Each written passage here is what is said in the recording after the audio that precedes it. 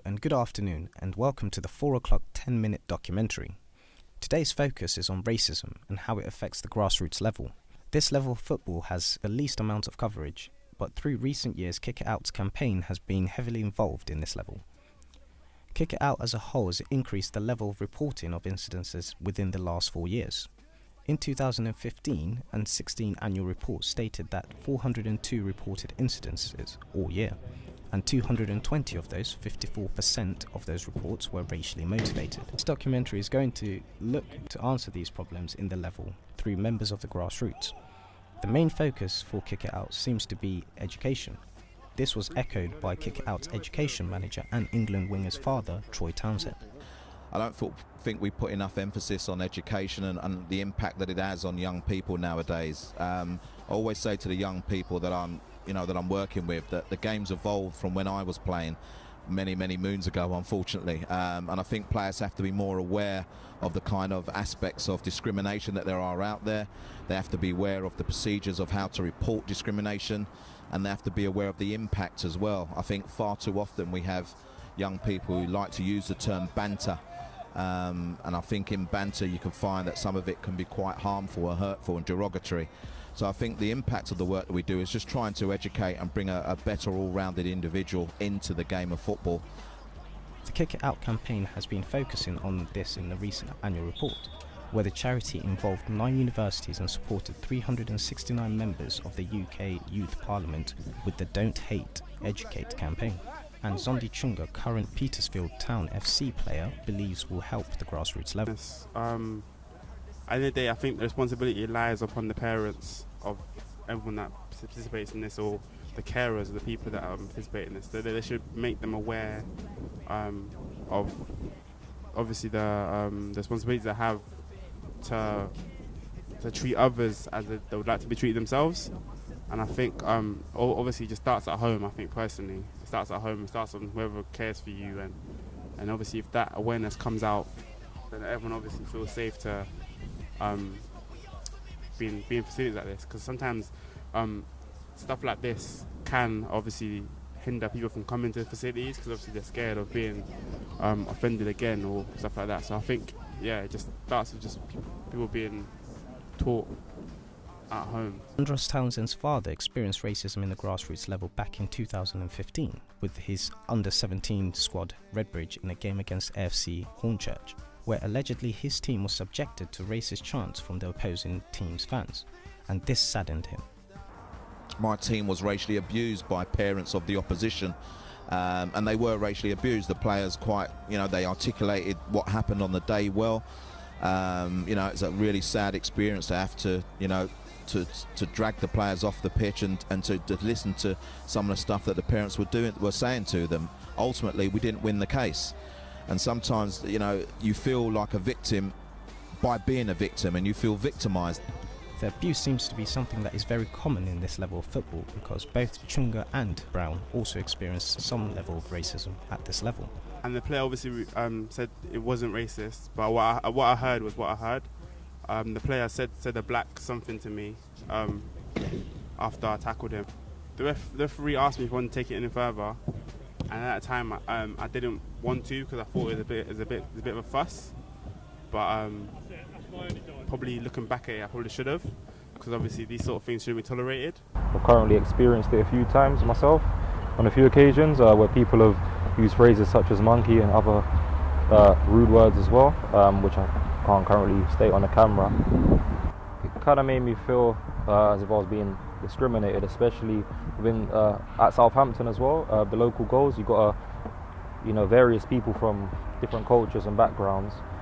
So in a sense, I think they should all kind of integrate together, since we all live with each other. In the majority of grassroots games, most decisions rely on one official, the referee. But the referees cannot keep an eye on all proceedings on the football pitch. But when someone is caught racially abusing someone, cards can be given or a report filed after the game. I would act on it.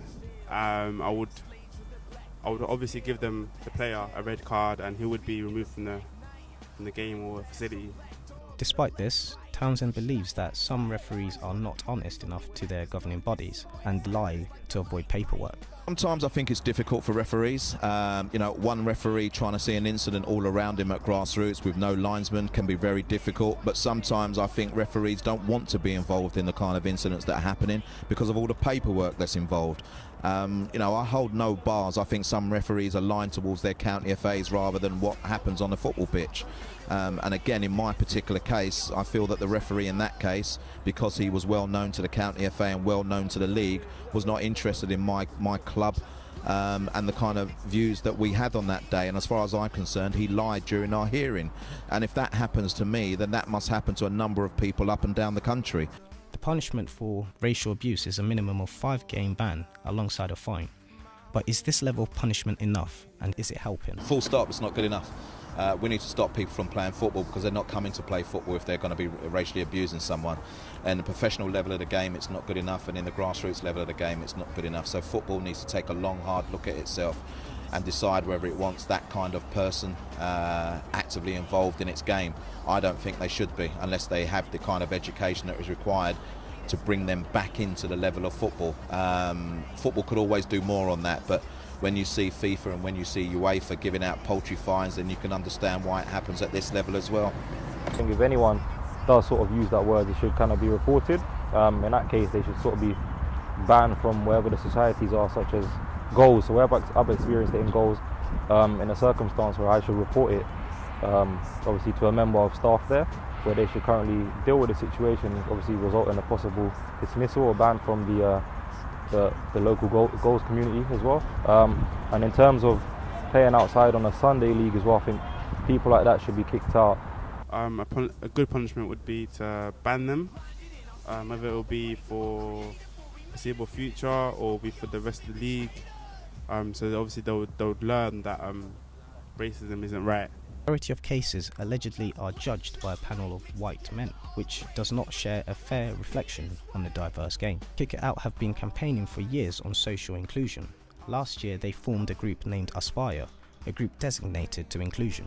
The group has advisors from the ages of 16 to 21 who advise Kick It Out on social problems in their community. They also host a non-league day, which involves non-league games to help promote inclusion. Townsend believes the panels need to be more reflective. Hearing cases, particularly at grassroots level, need to change. We need to stop having 3 white men of a certain age sitting on panels and discussing the feelings of black players, the feelings of Asian players, the feelings of players who are from different backgrounds. We need to make sure that the panels are more reflective so that they can understand the kind of things that certain players go through when they are discriminated against, so their thoughts and their feelings. That change is happening, but sometimes that change doesn't happen fast enough for some. The lack of coverage hinders this level of football. The majority of the time it is a he said, she said situation with almost every decision the referee makes. It is out there. I think racism is a big factor which does need to be removed. Obviously it's highlighted more in the bigger leagues as there's more coverage of it in terms of cameras and media as alike. I think grassroots is a very harsh industry. I think the problem you have at grassroots is that there's no cameras, there's no footage that you can recollect. More often than not, there's only one official in grassroots games. Obviously, academy and county level, someone was racially abusive towards you, there is a lot of media coverage as well. Whereas at goals, if someone was to racially abuse you also, in a sense, you just kind of go home and sleep. Questions we ask ourselves is, what is the future for this level of football? Very, very hard. The FA do have a lot of money, and I think I do think obviously the money should get filtered down from the Premier League down to the non-league, which is not getting done at the minute.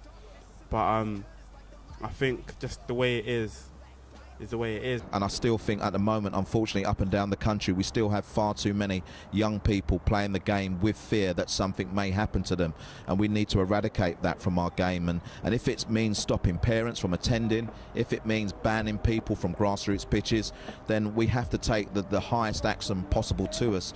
Thank you very much for joining me today. I hope you have taken something out of our documentary. Enjoy your evening. Goodbye.